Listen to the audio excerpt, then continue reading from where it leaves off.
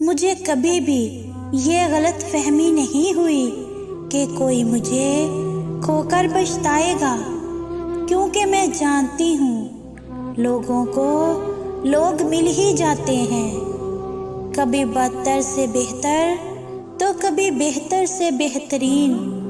मुझे ख़ास बनकर रहने का कभी दिल नहीं हुआ। जानते हो क्यों? क्योंकि ख़ास के बाद खाक मिलती है।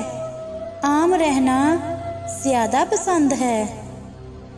आम शख्स में एक उम्मीद, एक लगन होती है कि कभी हम भी किसी दिन किसी के लिए ख़ास होंगे, और मैं चाहती हूँ वो दिन कभी ना आए।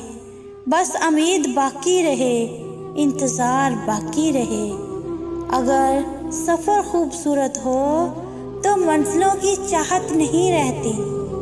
ख़ास बन जाना कमाल नहीं होता, बल्कि ख़ास होकर आम रहना कमाल होता है।